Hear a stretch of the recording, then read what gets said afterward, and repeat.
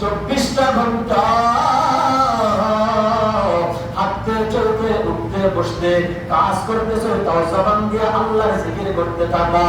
তোমার জিহ্বাটা আমার মাওলার জিকির দিয়ে চালু রাখো, তোমার জিহ্বাটা আমার আল্লাহর জিকিরের নাম দিয়ে ভিজা রাখো, তোমার জবানটা আমার নবীর দরুদের নাম দিয়ে ভিজা রাখো।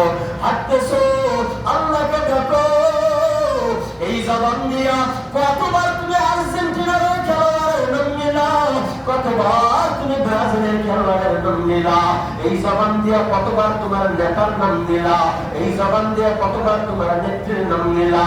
আল্লাহ বলে বান্দা, যেই জবান দিয়া তুই তোর নেতার নাম নিছো, যেই জবান দিয়া তুই তোর নেত্রীর নাম নিছো, যেই জবান দিয়া তোর পছন্দনীয় খেলোয়াড়ের নাম নিছো, যেই জবান দিয়া তোর পছন্দনীয় নায়িকার নায়িকার নাম নিছো, আরে বান্দা এই জবানটা তো আমি আল্লাহ বানাইছিলাম।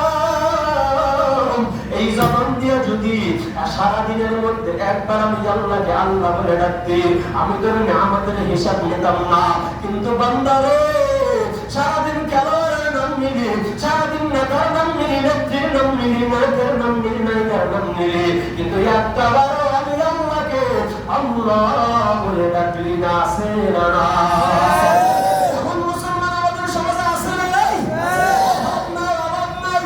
সারাদিন নায়কের নাম নিছো, সারাদিন নায়িকার নাম নিছো, সারাদিন খেলোয়াড়ের নাম নিছো, সারাদিন তোমার প্রিয় প্লেয়ারের নাম নিছো, সারাদিন গায়কের গায়িকার নাম নিছো, সারাদিন তোমার নেতা নেত্রীর নাম নিছো, সারাদিন তোমার মা বাবার নাম নিছো।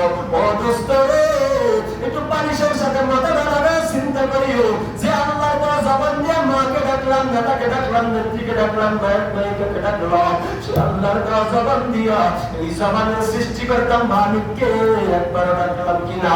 চিন্তা করার বিষয় কিনা? এজন্য